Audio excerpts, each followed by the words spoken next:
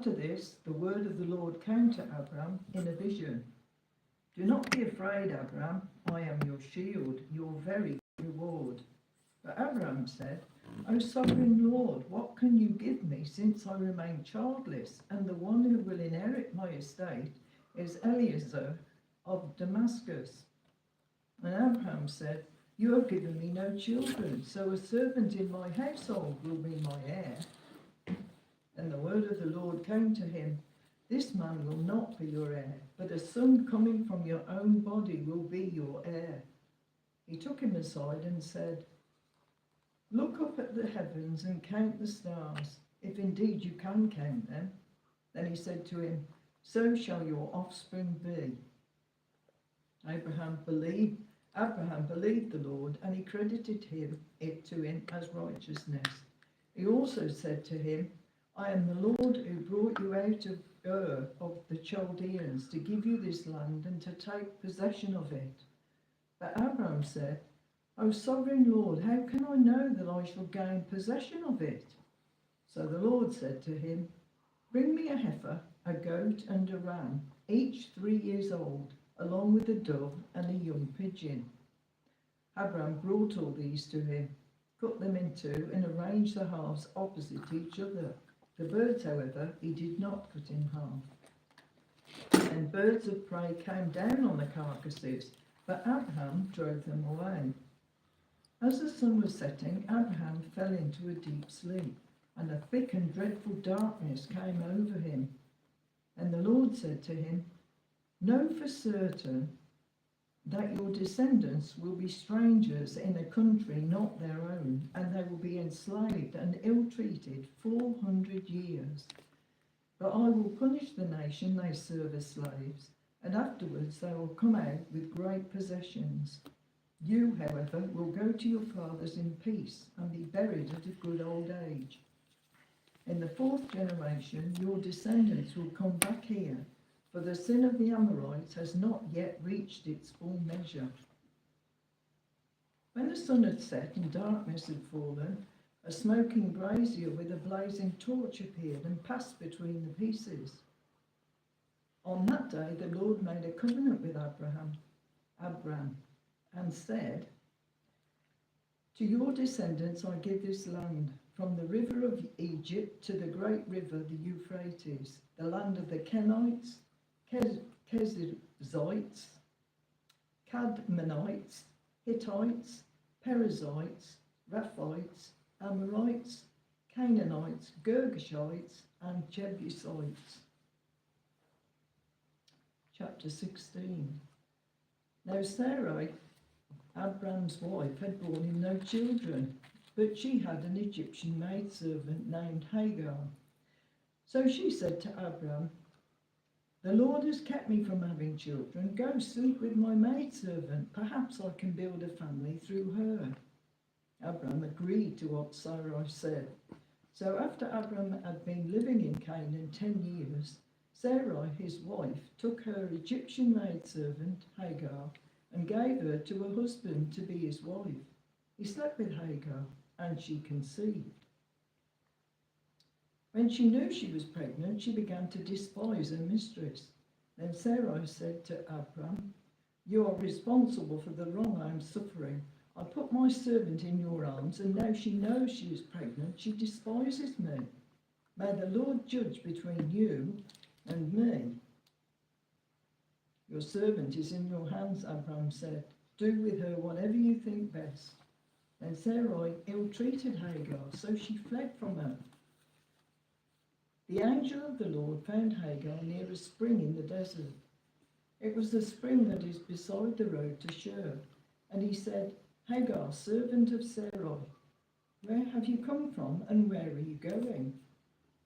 I'm running away from my mistress Sarai, she answered. And the angel of the Lord told her, Go back to your mistress and submit to her. The angel added, I will so increase your descendants that they will be too numerous to count. The angel of the Lord also said to her, You are now with child, and you will have a son. You shall name him Ishmael, for the Lord has heard of your misery. He will be a wild donkey of a man, and his hand will be against everyone, and everyone's hand against him. And he will live in hostility towards all his brothers. She gave this name to the Lord who spoke to her. You are the God who sees me. For she said, I have now seen the one who sees me. That is why the well was called Bir Leha Roy, as it is there, still there, between Kadesh and Bered. So Hagar bore Abram a son, and Abram gave the name Ishmael to the son she had born. Abraham was 86 years old when Hagar bore him Ishmael. Chapter 17. When Abraham was 99 years old, the Lord appeared to him and said, I am God Almighty, walk before me and be blameless. I will confirm my covenant between me and you and will greatly increase your numbers. Abraham fell face down, and God said to him, As for me, this is my covenant with you. You will be the father of many nations.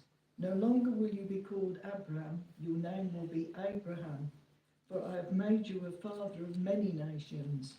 I will make you very fruitful. I will make nations of you, and kings will come from you. I will establish my covenant as an everlasting covenant between me and you and your descendants after you for the generations to come, to be your God and the God of your descendants after you. The whole land of Canaan, where you are now, an alien, I will give as an everlasting possession to you and your descendants after you, and I will be their God. Then God said to Abraham, As for you, you must keep my covenant, you and your descendants after you for the generations to come. This is my covenant with you and your descendants after you. The covenant you are to keep. Every male among you shall be circumcised. You are to undergo circumcision, and it will be the sign of the covenant between me and you. For the generations to come, every male among you who is 8 days old must be circumcised, including those born in your household or bought with money from a foreigner. Those who are not your offspring. Whether born in your household or bought with your money, they must be circumcised. My covenant in your flesh is to be an everlasting covenant. Any uncircumcised male who has not been circumcised in the flesh will be cut off from his people. He has broken my covenant. God also said to Abraham, for Sarah, your wife, you are no longer to call her Sarai. Her name will be Sarah. I will bless her and will surely give her a son by her. I will bless her so that she will be the mother of nations. Kings of peoples will come from her. Abraham fell face down. He laughed and said to himself, Will a son be born to a man 100 years old? Will Sarah bear a child at the age of 90? And Abraham said to God, If only Ishmael might live under your blessing. And God said, Yes, but your wife Sarah will bear you a son, and you will call him Isaac. I will establish my covenant with him as an everlasting covenant for his descendants after him. And as for Ishmael, I have heard you. I will surely bless him. I will make him fruitful and will greatly increase his numbers. He will be the father of 12 rulers, and I will make him into a great nation. But my covenant I will establish with Isaac, whom Sarah will bear to you by this time next year. When he had finished speaking with Abraham, God went up from him. On that very day, Abraham took his son Ishmael and all those born in his household or bought with his money, every male in his household, and circumcised them as God told him. Abraham was 99 years old when he was circumcised, and his son Ishmael was 13.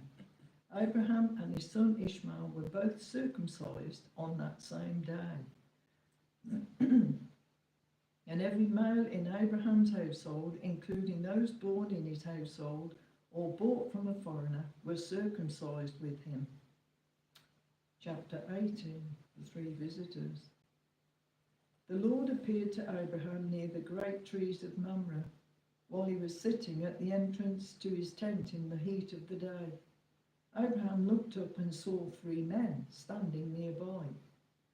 When he saw them, he hurried from the entrance of his tent to meet them and bowed low to the ground. He said, "If I have found favour in your eyes, my Lord, do not pass your servant by. Let a little water be brought, and then you may all wash your feet and rest under this tree. Let me get you something to eat, so that you can be refreshed and then go on your way, now that you have come to your servant." "Very well," they answered, "do as you say." So Abraham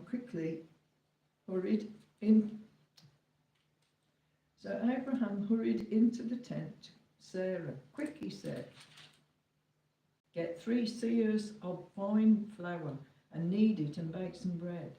Then he ran to the herd and selected a choice tender calf and gave it to a servant who hurried to prepare it. He then brought some curds and milk and the calf that had been prepared and set these before them. While they ate, he stood near them under a tree. "Where is your wife Sarah?" they asked him. "There in the tent," he said. And the Lord said, "I will surely return to you about this time next year, and Sarah your wife will have a son." Now Sarah was listening at the entrance to the tent, which was behind him.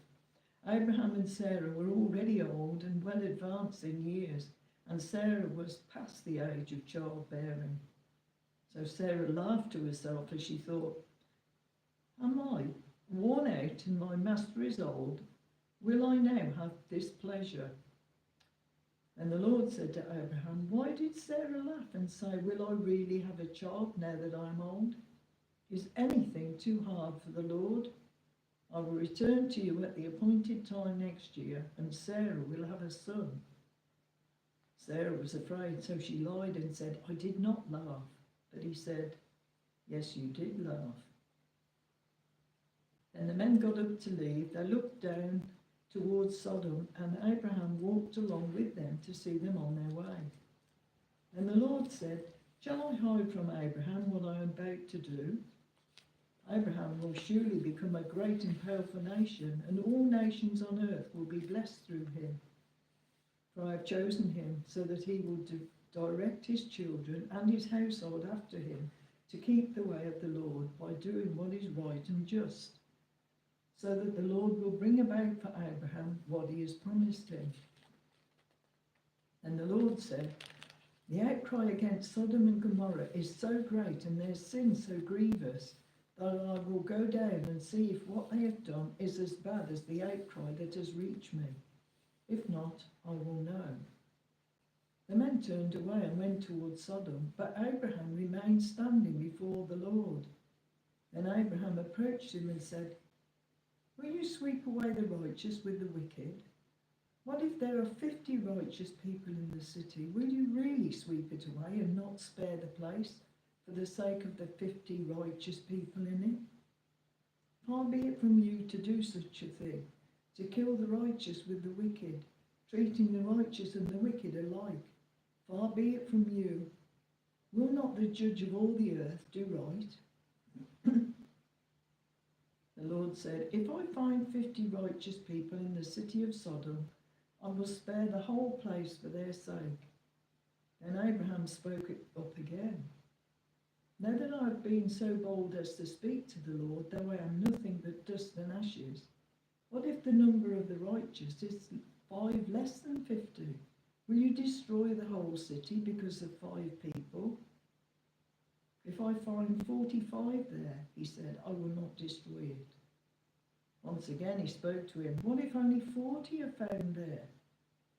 He said, "For the sake of 40, I will not do it." And he said, "May the Lord not be angry, but let me speak. What if only 30 can be found there?" He answered, "I will not do it if I find 30 there." Abraham said, "Now that I've been so bold as to speak to the Lord, what if only 20 can be found there?" He said, "For the sake of 20, I will not destroy it." And he said, "May the Lord not be angry, but let me speak just once more. What if only 10 can be found there?" He answered, "For the sake of 10, I will not destroy it." When the Lord had finished speaking with Abraham, he left, and Abraham returned home. Sodom and Gomorrah destroyed, chapter 19. The two angels arrived at Sodom in the evening, and Lot was sitting in the gateway of the city. When he saw them, he got up to meet them and bowed down with his face to the ground. "My lords," he said, "please turn aside to your servant's house. You can wash your feet and spend the night, and then go on your way early in the morning." "No," they answered, "we will spend the night in the square." But he insisted so strongly that they did go with him and entered his house. He prepared a meal for them, baking bread without yeast, and they ate. Before they had gone to bed, all the men from every part of the city of Sodom, both young and old, surrounded the house. They called to Lot, "Where are the men who came to you tonight? Bring them out to us so that we can have sex with them." Lot went outside to meet them and shut the door behind him and said, "No, my friends, don't do this wicked thing. Look, I have 2 daughters who have never slept with a man. Let me bring them out to you, and you can do what you like with them, but don't do anything to these men, for they have come under the protection of my roof." "Get out of our way," they replied. And they said, "This fellow came here as an alien, and now he wants to play the judge. We'll treat you worse than them." They kept bringing pressure on Lot and moved forward to break down the door. But the men inside reached out and pulled Lot back into the house and shut the door. Then they struck the men who were at the door of the house, young and old, with blindness, so they could not find the door. The 2 men said to Lot, "Do you have anyone else here, sons-in-law, sons or daughters, or anyone else in the city who belongs to you? Get them out of here, because we are going to destroy this place. The outcry to the Lord against its people is so great that he has sent us to destroy it." So Lot went out and spoke to his sons-in-law, who were pledged to marry his daughters. He said, "Hurry and get out of this place, because the Lord is about to destroy the city." But his sons-in-law thought he was joking. With the coming of dawn, the angels urged Lot, saying, "Hurry, take your wife and your 2 daughters who are here, or you will be swept away when the city is punished." When he hesitated, the men grasped his hand and the hands of his wife and his 2 daughters, and led them safely out of the city, for the Lord was merciful to them. As soon as they had brought them out, one of them said, "Flee for your lives, don't look back and don't stop anywhere in the plain. Flee to the mountains or you will be swept away." But Lot said to them, "No, my lords, please. Your servant has found favour in your eyes, and you have shown great kindness to me in sparing my life. But I can't flee to the mountains. This disaster will overtake me and I'll die. Look, here is a town near enough to run to, and it is small. Let me flee to it. It is very small, isn't it? Then my life will be spared." My life. He said to him, "Very well, I will grant this request too. I will not overthrow the town you speak of, but flee there quickly, because I cannot do anything until you reach it." That is why the town was called Zoar. By the time Lot reached Zoar, the sun had risen over the land, and the Lord rained down burning sulphur on Sodom and Gomorrah from the Lord out of the heavens. Thus he overthrew those cities and the entire plain, including all those living in the cities, and also the vegetation in the land. But Lot's wife looked back, and she became a pillar of salt. Early the next morning, Abraham got up and returned to the place where he had stood before the Lord. He looked down towards Sodom and Gomorrah, towards all the land of the plain, and he saw dense smoke rising from the land like smoke from a furnace. So when God destroyed the cities of the plain, he remembered Abraham, And he brought Lot out of the catastrophe that overthrew the cities where Lot had lived. Lot and his 2 daughters left Zoar and settled in the mountains, for he was afraid to stay in Zoar. He and his 2 daughters lived in a cave. One day the older daughter said to the younger, "Our father is old and there is no man around here to lie with us, as is the custom all over the earth. Let's get our father drunk to drink wine and then lie with him and preserve our family line through our father." That night they got their father to drink wine, and the older daughter went in and lay with him. He was not aware of it when she lay down or when she got up. The next day the older daughter said to the younger, "Last night I lay with my father. Let's get him to drink wine again tonight, and you go in and lie with him, so we can preserve our family line through our father." So they got their father to drink wine that night also, and the younger daughter went and lay with him. Again, he was not aware of it when she lay down or when she got up. So both of Lot's daughters became pregnant by their father. The older daughter had a son, and she named him Moab. He is the father of the Moabites of today. The younger daughter also had a son, and she named him Ben-Ammi. He is the father of the Ammonites of today. Abraham and Abimelech. Chapter 20. Now Abraham moved on from there into the region of the Negev and lived between Kadesh and Shur. For a while he stayed in Gerar, and there Abraham said of his wife Sarah, "She is my sister." Then Abimelech, king of Gerar, sent for Sarah and took her. But God came to Abimelech in a dream one night and said to him, "You are as good as dead because of the woman you have taken. She is a married woman." Now Abimelech had not gone near her, so he said, "Lord, will you destroy an innocent nation? Did he not say to me, 'She is my sister'? And didn't she also say, 'He is my brother'? I've done this with a clear conscience and clean hands." Then God said to him in the dream, "Yes, I know you did this with a clear conscience, and so I've kept you from sinning against me. That is why I did not let you touch her. Now return the man's wife, for he is a prophet, and he will pray for you, and you will live. But if you do not return her, you may be sure that you and all yours will die." Early the next morning, Abimelech summoned all his officials, and when he had told them all that happened, they were very much afraid. Then Abimelech called Abraham in and said, "What have you done to us? How have I wronged you, so that you have brought such great guilt upon me and my kingdom? You have done things to me that should not be done." And Abimelech asked Abraham, "What was your reason for doing this?" Abraham replied, "I said to myself, there is surely no fear of God in this place, and they will kill me because of my wife. Besides, she really is my sister, the daughter of my father, though not of my mother, and she became my wife. And when God caused me to wander from my father's household, I said to her, 'This is how you can show your love to me. Everywhere we go, say of me, he is my brother.'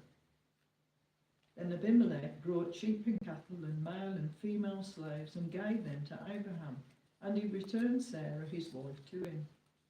And Abimelech said, 'My land is before you, live wherever you like.' To Sarah he said, 'I am giving your brother 1,000 shekels of silver. This is to cover the offence against you before all who are with you. You are completely vindicated.' Then Abraham prayed to God, and God healed Abimelech, his wife, and his slave girls, so they could have children again. For the Lord had closed up every womb in Abimelech's household because of Abraham's wife Sarah. Chapter 21, the birth of Isaac. Now the Lord was gracious to Sarah, as he had said, and the Lord did for Sarah what he had promised. Sarah became pregnant and bore a son to Abraham in his old age, at the very time God had promised him. Abraham gave him the name Isaac to the son Sarah bore him. When his son Isaac was 8 days old, Abraham circumcised him as God commanded him. Abraham was 100 years old when his son Isaac was born to him. Sarah said, God has brought me laughter, and everyone who hears about this will laugh with me. And she added, who would have said to Abraham that Sarah would nurse children? Yet I've borne him a son in his old age. The child grew and was weaned, and on the day Isaac was weaned, Abraham held a great feast. But Sarah saw that the son whom Hagar the Egyptian had borne to Abraham was mocking. And she said to Abraham, get rid of that slave woman and her son, for that slave woman's son will never share in the inheritance with my son Isaac. The matter distressed Abraham greatly because it concerned his son. But God said to him, do not be so distressed about the boy and your maidservant. Listen to whatever Sarah tells you, because it is through Isaac that your offspring will be reckoned. I will make the son of the maidservant into a nation also, because he is your offspring. Early the next morning, Abraham took some food and a skin of water and gave them to Hagar. He set them on her shoulders and then sent her off with the boy. She went on her way and wandered in the desert of Beersheba. When the water in the skin was gone, she put the boy under one of the bushes. Then she went off and sat down nearby, about a bow shot away, for she thought, I cannot watch the boy die. And as she sat there nearby, she began to sob. God heard the boy crying, and the angel of God called to Hagar from heaven and said to her, what is the matter, Hagar? Do not be afraid. God has heard the boy crying as he lies there. Lift the boy up and take him by the hand, for I will make him into a great nation. Then God opened her eyes and she saw a well of water. So she went and filled the skin with water and gave the boy a drink. God was with the boy as he grew up. He lived in the desert and became an archer. While he was living in the desert of Paran, his mother got a wife for him from Egypt. At that time, Abimelech and Phicol, the commander of his forces, said to Abraham, God is with you in everything you do. Now swear to me here before God that you will not deal falsely with me, or my children, or my descendants. Show to me in the country where you are living as an alien the same kindness I've shown to you. Abraham said, I swear it. Then Abraham complained to Abimelech about a well of water that Abimelech's servants had seized. But Abimelech said, I don't know who has done this. You did not tell me, and I heard about it only today. So Abraham brought sheep and cattle and gave them to Abimelech, and the two men made a treaty.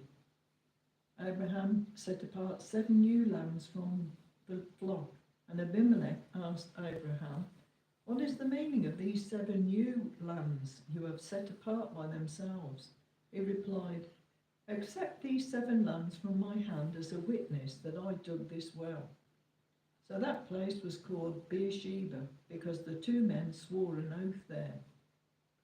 After the treaty had been made at Beersheba, Abimelech and Phicol, the commander of his forces, returned to the land of the Philistines.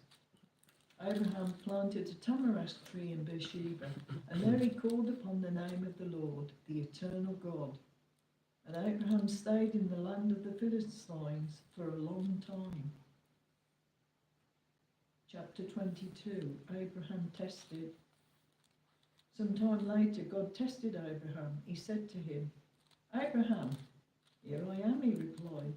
Then God said, take your son, your only son Isaac, whom you love, and go to the region of Moriah.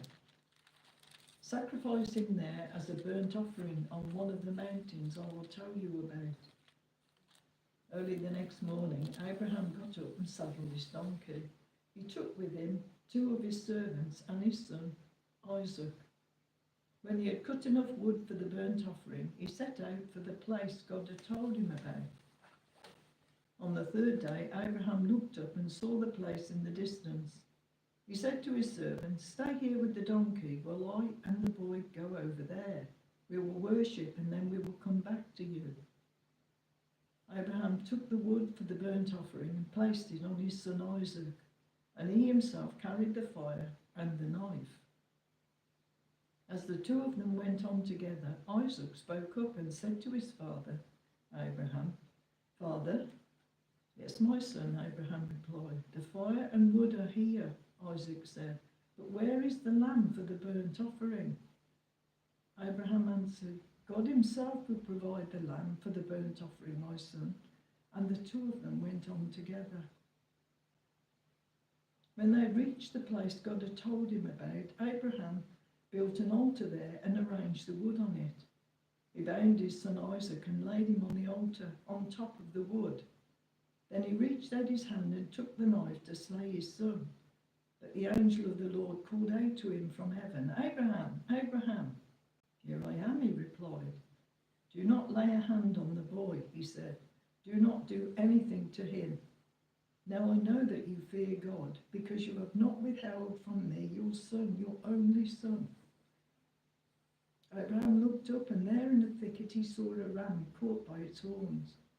He went over and took the ram and sacrificed it as a burnt offering instead of his son. So Abraham called that place, "The Lord will provide." And to this day it is said, "On the mountain of the Lord it will be provided." The angel of the Lord called to Abraham from heaven a second time and said, "I swear by myself, declares the Lord, that because you have done this and have not withheld your son, your only son, I will surely bless you and make your descendants as numerous as the stars in the sky and as the sand on the seashore. Your descendants will take possession of the cities of their enemies, and through your offspring will all nations on earth will be blessed, because you have obeyed me." Then Abraham returned to his servants, and they set off together for Beersheba. And Abraham stayed in Beersheba. Sometime later, Abraham was told, "Milcah is also a mother. She has borne sons to your brother Nahor. Uz, the firstborn, Buz, his brother, Kemuel, the father of Aram, Kesed, Hazo, Pildash, Jiflah, and Bethuel. Bethuel became the father of Rebekah. Milcah bore these 8 sons to Abraham's brother Nahor. His concubine, whose name was Ramah, also had sons, Tabor, Gaham, Tahash, and Maacah. Chapter 23, the death of Sarah. Sarah lived to be 127 years old. She died at Kiriath Arba, that is Hebron, in the land of Canaan, and Abraham went to mourn for Sarah and to weep over her. And Abraham rose from beside his dead wife and spoke to the Hittites. He said, "I am an alien and a stranger among you. Sell me some property for a burial site here, so that I can bury my dead." The Hittites replied to Abraham, "Sir, listen to us. You are a mighty prince among us. Bury your dead in the choicest of our tombs. None of us will refuse you his tomb for burying your dead." Then Abraham rose and bowed down before the people of the land, the Hittites. He said to them, "If you are willing to let me bury my dead, then listen to me and intercede with Hephron, son of Zohar, on my behalf, so that he will sell me the cave of Machpelah, which belongs to him and is at the end of his field. Ask him to sell it to me for the full price as a burial site among you." Hephron the Hittite was sitting among his people, and he replied to Abraham in the hearing of all the Hittites who had come to the gate of his city. "No, my lord," he said, "listen to me. I give you the field, and I give you the cave that is in it. I give it to you in the presence of my people. Bury your dead." Again Abraham bowed down before the people of the land, and he said to Ephron in their hearing, "Listen to me if you will. I will pay the price of the field. Accept it from me so that I can bury my dead there." Ephron answered Abraham, "Listen to me, my lord. The land is worth 400 shekels of silver. But what is that between me and you? bury your dead. Abraham agreed to Ephron's terms and weighed out for him the price he had named for the hearing of the Hittites, in the hearing of the Hittites, 400 shekels of silver, according to the weight current among the merchants. So Ephraim's field in Machpelah, near Mamre, both the field and the cave in it, and all the trees within the borders of the field, was legally made over to Abraham as his property, in the presence of all the Hittites who had come to the gate of the city. Afterwards Abraham buried his wife Sarah in the cave in the field of Machpelah near Mamre, which is at Hebron, in the land of Canaan. So the field and the cave in it were legally made over to Abraham by the Hittites as a burial site. Chapter 24, Isaac and Rebekah. Abraham was now old and well advanced in years, and the Lord had blessed him in every way. He said to the chief servant in his household, the one in charge of all that he had, "Put your hand under my thigh. I want you to swear by the Lord, the God of heaven and the God of earth, that you will not get a wife for my son from the daughters of the Canaanites among whom I am living, but will go to my country and my own relatives and get a wife for my son Isaac." The servant asked him, "What if the woman is unwilling to come back with me to this land? Shall I then take your son back to the country you came from?" "Make sure that you do not take my son back there," Abraham said. "The Lord, the God of heaven, who brought me out of my father's household and my native land, and who spoke to me and promised me on oath, saying, 'To your offspring I will give this land,' he will send his angel before you, so that you can get a wife for my son from there. If the woman is unwilling to come back with you, then you will be released from this oath of mine. Only do not take my son back there." So the servant put his hand under the thigh of his master Abraham and swore an oath to him concerning this matter. Then the servant took 10 of his master's camels and left, taking with him all kinds of good things from his master. He set out for Aram Naharaim and made his way to the town of Nahor. He made the camels kneel down near the well outside the town. It was towards evening, the time the women go out to draw water. And he prayed, "O Lord God of my master Abraham, give me success for today and show kindness to my master Abraham. See, I am standing beside this spring, and the daughters of the townspeople are coming out to draw water. May it be that when I say to a girl, 'Please let down your jar that I may have a drink,' and she says, 'Drink, and I'll water your camels too,' let her be the one you have chosen for your servant Isaac. By this I will know that you have shown kindness to my master." Before he had finished praying, Rebekah came out with a jar on her shoulder. She was the daughter of Bethuel, son of Milcah, who was the wife of Abraham's brother Nahor. The girl was very beautiful, a virgin. No man had ever lain with her. She went down to the spring, filled her jar, and came up again. The servant hurried to meet her and said, "Please give me a little water from your jar." "Drink, my lord," she said, and quickly lowered the jar to her hands and gave him a drink. After she had given him a drink, she said, "I'll draw water for your camels too," until they had finished drinking. So she quickly emptied her jar into the trough, ran back to the well to draw more water, and drew enough for all his camels. Without saying a word, the man watched her closely to learn whether or not the Lord had made his journey successful. When the camels had finished drinking, the man took out a gold nose ring weighing a becker and 2 gold bracelets weighing 10 shekels. Then he asked, "Whose daughter are you? Please tell me, is there room in your father's house for us to spend the night?" She answered him, "I am the daughter of Bethuel, the son that Milcah bore to Nahor." And she added, "We have plenty of straw and fodder, as well as room for you to spend the night." And the man bowed down and worshipped the Lord, saying, Praise be to the Lord, the God of my master Abraham, who has not abandoned his kindness and faithfulness to my master. As for me, the Lord has led me on the journey to the house of my master's relatives." The girl ran and told her mother's household about these things. Now Rebekah had a brother named Laban, and he hurried out to the man at the spring. As soon as he had seen the nose ring and the bracelets on his sister's arms, and he heard Rebekah tell what the man had said to her, he went out to the man and found him standing by the camels near the spring. "Come, you are blessed by the Lord," he said. "Why are you standing out here? I have prepared the house and a place for the camels." So the man went to the house, and the camels were unloaded. Straw and fodder were brought for the camels, and water for him and his men to wash their feet. Then food was set before him, but he said, "I will not eat until I've told you all I have to say." "Then tell us," Laban said. So he said, "I am Abraham's servant. The Lord has blessed my master abundantly, and he has become wealthy. He has given him sheep and cattle, silver and gold, men servants and maid servants, and camels and donkeys.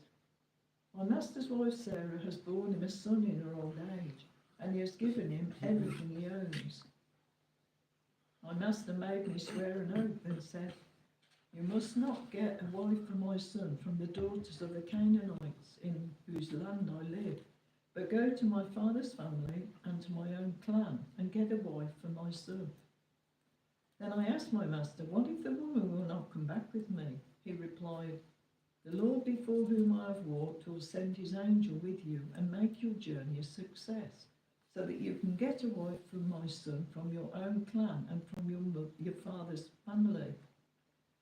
Then when you go to my clan, you'll be released from my oath. Even if you refuse to give her to you, you'll be released from my oath.' When I came to the spring today, I said, 'O Lord, God of my master Abraham, if you will, please grant success to the journey on which I have come. See, I'm standing beside this spring. If a maiden comes out to draw water, and I say to her, "Please let me drink a little water from your jar," and if she says to me, "Drink, and I'll draw water for your camels too," let her be the one the Lord has chosen for my master's son." Before I finished praying in my heart, Rebekah came out with a jar on her shoulder. She went down to the spring and drew water, and I said to her, "Please give me a drink." She quickly lowered a jar from her shoulder and said, "Drink, and I'll water your camels too." So I drank, and she watered the camels also. I asked her, "Whose daughter are you?" She said, "The daughter of Bethuel, son of Nahor, who Milcah bore to him." Then I put the ring in her nose and the bracelets on her arms, and I bowed down and worshipped the Lord. I praised the Lord, the God of my master Abraham, who had led me on this right road to get the granddaughter of my master's brother for his son. Now if you will show kindness and faithfulness to my master, tell me, and if not, tell me so I may know which way to turn." Laban and Bethuel agreed, answered, "This is from the Lord. We can say nothing to you one way or the other. Here is Rebekah. Take her and go, and let her become the wife of your master's son, as the Lord has directed." When Abraham's servant heard what they said, he bowed down to the ground before the Lord. Then the servant brought out gold and silver jewellery and articles of clothing and gave them to Rebekah. He also gave costly gifts to her brother and to her mother. Then he and the men who were with him ate and drank and spent the night there. When they got up the next morning, he said, "Send me on my way to my master." But her brother and her mother replied, "Let the girl remain with us 10 days or so, then you may go." But he said to them, "Do not detain me. Now that the Lord has granted success to my journey, send me on my way so I may go to my master." Then they said, "Let's call the girl and ask her about it." So they called Rebekah and asked her, "Will you go with this man?" "I will go," she said. So they sent their sister Rebekah on her way, along with her nurse and Abraham's servant and his men. And they blessed Rebekah and said to her, Our sister, may you increase to thousands upon thousands. May your offspring possess the gates of their enemies. Then Rebekah and her maids got ready and mounted their camels and went back with the man. So the servant took Rebekah and left. Now Isaac had come from Beer-lahai-roi, where he was living in the Negev. He went out to the field one evening to meditate, and as he looked up, he saw camels approaching. Rebekah also looked up and saw Isaac. She got down from her camel and asked the servant, "Who is that man in the field coming to meet us?" "He is my master," the servant answered. So she took her veil and covered herself. And the servant told Isaac all he had done.